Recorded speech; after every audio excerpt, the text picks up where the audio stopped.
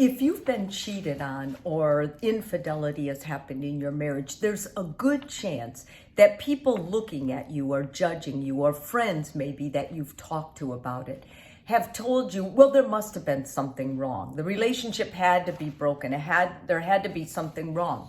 Not necessarily. And that not necessarily is very important if you're one of the 2/3 of couples who are going to try to work out your marriage, the issue, and stay together after infidelity. The truth is that some happy couples do end up splitting due to infidelity. When infidelity happens, it's hurtful.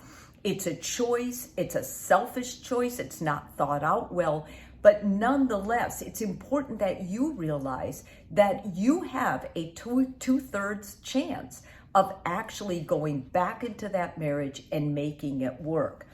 The reason that you did decide to have an extramarital affair is really important when you're faced with this crisis.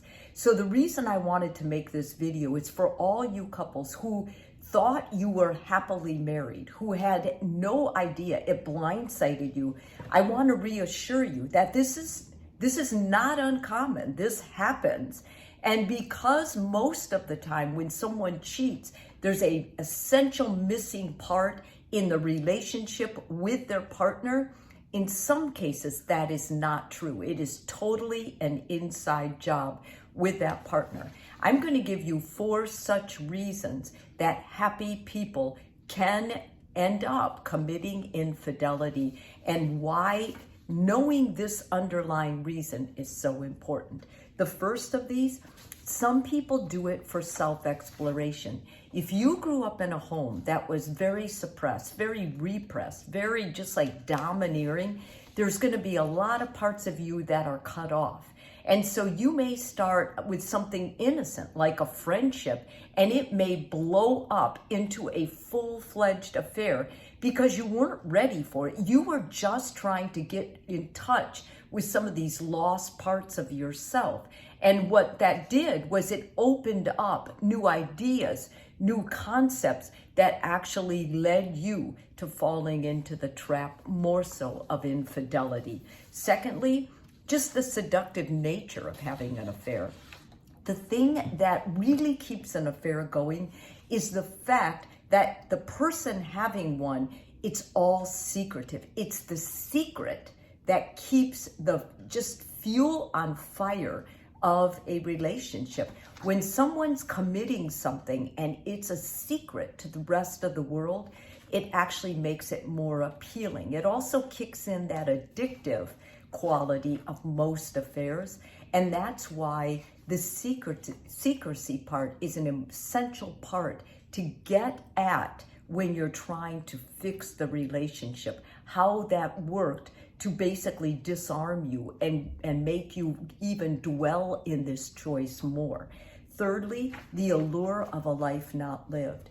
Many times if you were brought up or you lived in a very cultural correct, religious correct relationship, you can imagine what it might be like living like somebody else. When you're giving that opportunity, oftentimes, depending on your stability, what's going on in your life, are you going through a midlife crisis in other areas? Is your partner sick? Is your partner working a lot? Scenarios like that can kind of help open that door to infidelity. And lastly, just feeling like a new person, just feeling exhilarated by the whole concept of this other person really understanding you, really getting you. You might have been very complacent with your partner. You may have felt like you were together for so long.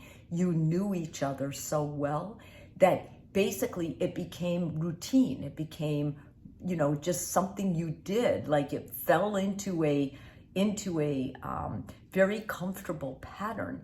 And when you're knocked out of that, when somebody is inspirational and new and makes you feel alive, that can seduce you further into an affair. Let's be very clear. Affairs are always wrong. They are always hurtful of anybody involved in them. Not only you, but your partner, your kids, your friends, your family. So it's important that you own the responsibility of making a bad choice. But getting in touch with the reasons why is instrumental if you're going to work with a therapist, trying to regain trust, trying to rebuild a relationship, trying to rebuild and recreate something that's better than what you had before the affair. I think this is a wonderful way to start, just going in great detail and depth about what was going on in your life. Why were you thinking this would be a choice, or how did you fall into this pattern? And both partners that are going to try and make the marriage work, understanding the perspective of the person who cheated.